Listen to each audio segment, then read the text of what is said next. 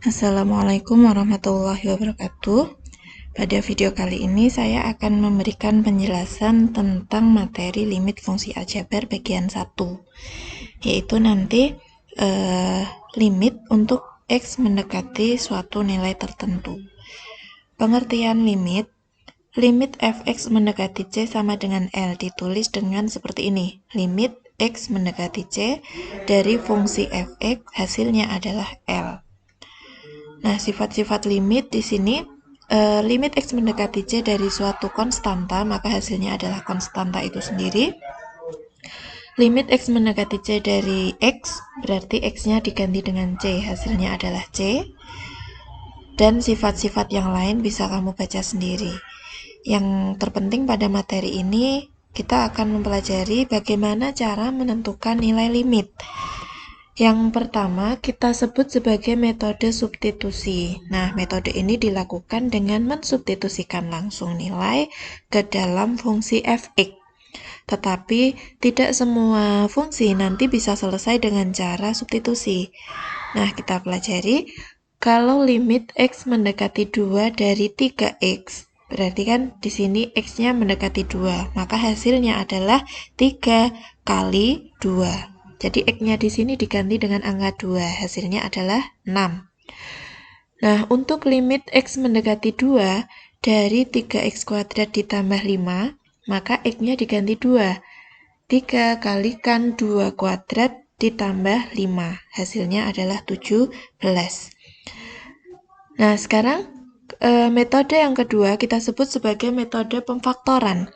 Jadi langkah yang pertama itu kamu mengecek dengan cara substitusi, tetapi kalau hasilnya bukan suatu angka yang pasti, artinya tidak ketemu angka seperti ini, maka kamu harus memilih menggunakan metode pemfaktoran atau nanti metode perkalian sekawan yang ada di langkah berikutnya.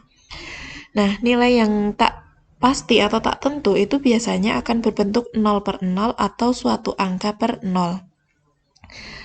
Bisa kamu lihat pada contoh yang pertama, limit X mendekati 3 dari X kuadrat kurangi 9 dibagi dengan X kuadrat kurangi X kurangi 6.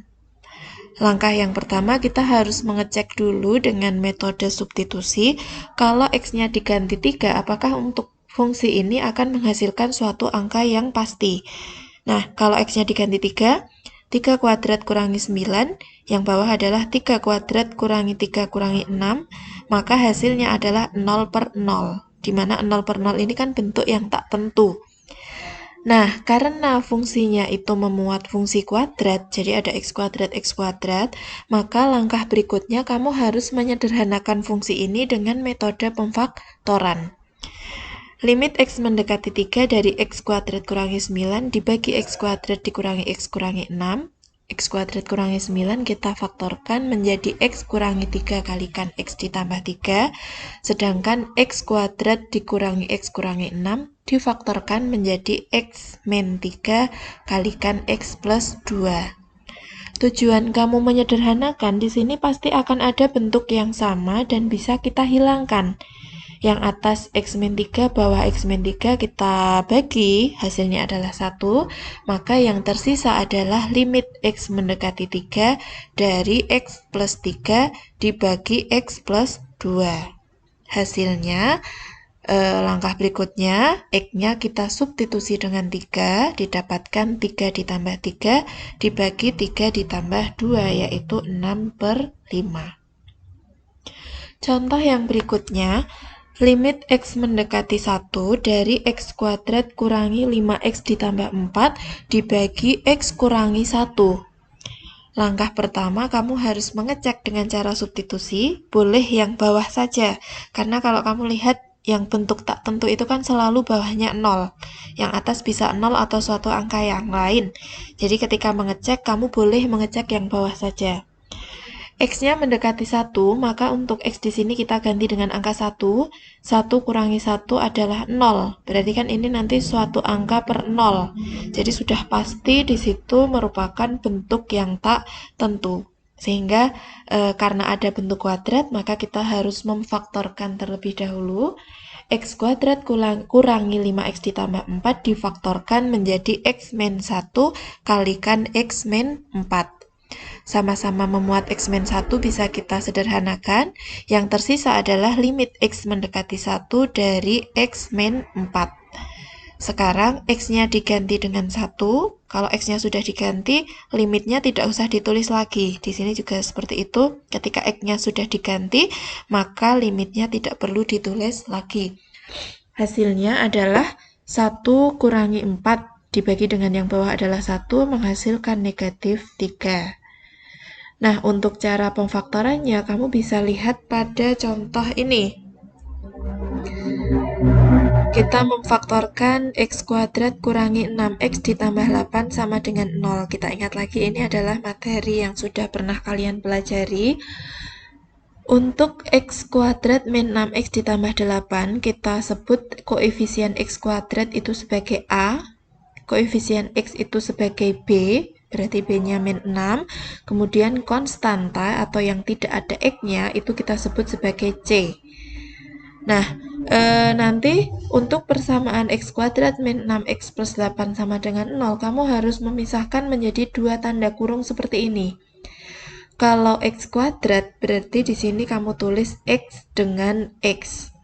Kenapa seperti itu? Karena X kali X adalah X kuadrat. Nah, langkah berikutnya, kamu harus menentukan dua angka yang dituliskan di belakangnya X.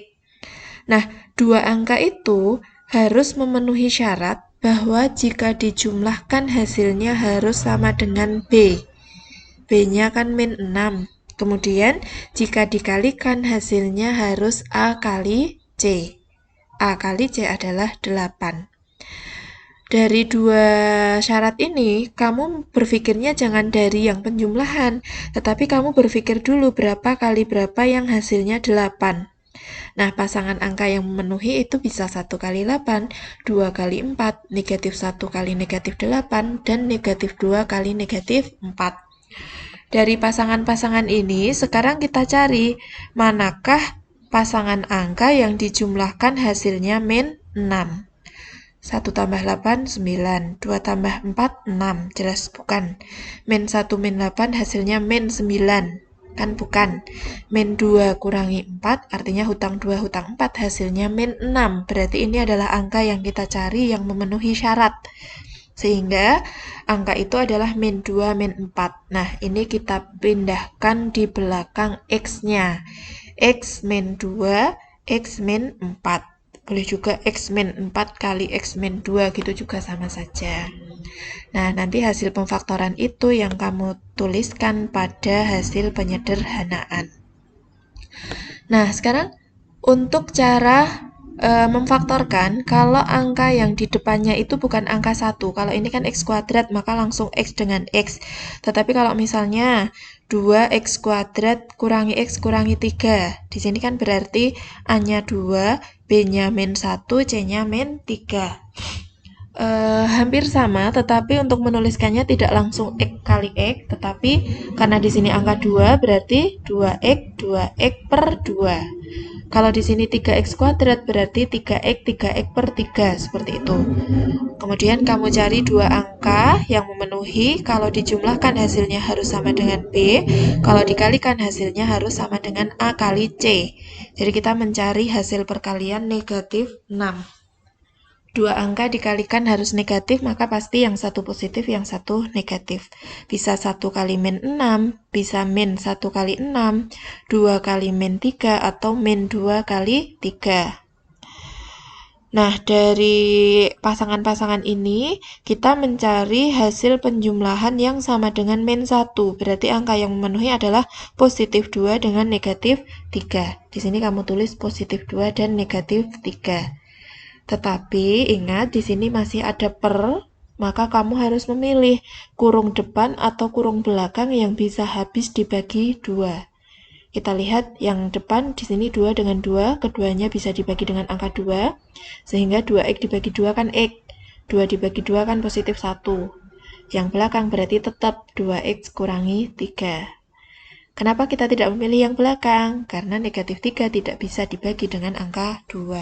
Sehingga pemfaktorannya menjadi X plus 1 kalikan 2X min 3.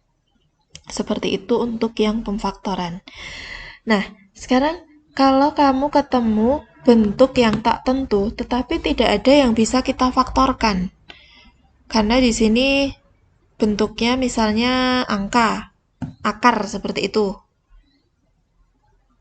Nah, dilihat limit X mendekati 7 dari X min 7 dibagi akar X kurangi akar 7. Di sini kalau X-nya diganti 7, yang bawah dilihat X-nya diganti 7 kan akar 7 kurangi akar 7. Sudah jelas 0, berarti kan ini namanya bentuk tak tentu.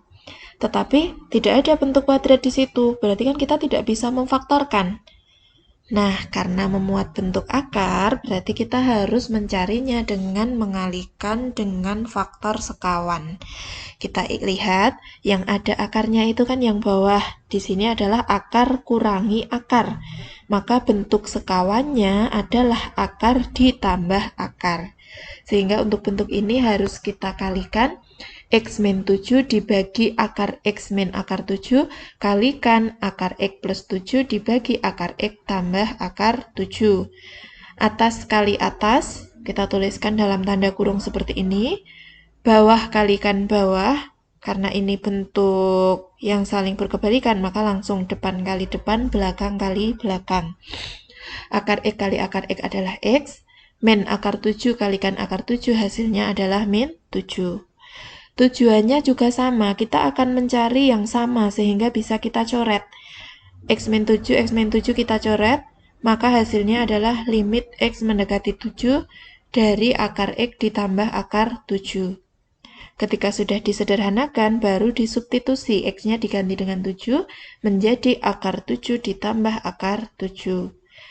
Akar ditambah akar, jangan lupa syaratnya akarnya harus sama, yang dijumlahkan adalah angka yang di luarnya. Ini adalah angka 1 dengan 1, 1 ditambah 1 menghasilkan 2. Sehingga untuk limit X mendekati 7 tadi hasilnya adalah 2 akar 7. Nah, untuk contoh yang kedua, ini juga sama. Yang bawah kalau kita substitusi hasilnya 0. Kemudian kalau kita kalikan dengan angka sekawannya, akar kurangi akar, berarti sekawannya adalah akar ditambah akar. Tetapi untuk yang di dalam akar ini nggak boleh diubah ya.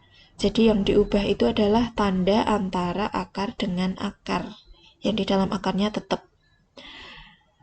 Nah, untuk mengalihkannya, yang saling berkebalikan itu kan yang atas. Berarti yang atas yang kita kali.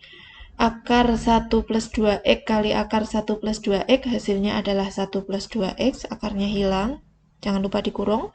Kemudian yang belakang min kali plus hasilnya min, akar kali akar, akarnya hilang, didapatkan 1 min 2X. Jangan lupa untuk dikurung. Untuk mengoperasikannya, kurungnya dibuka, 1 kurangi 1, habis 2X kurangi min 2X, berarti sama saja 2X plus 2X, hasilnya adalah 4X. Nah, kita mencari yang sama agar bisa kita coret. X dengan X dicoret, hasilnya adalah 4 per akar tambah akar. Selanjutnya, X-nya diganti dengan 0. Ini X diganti 0, ini juga X diganti 0.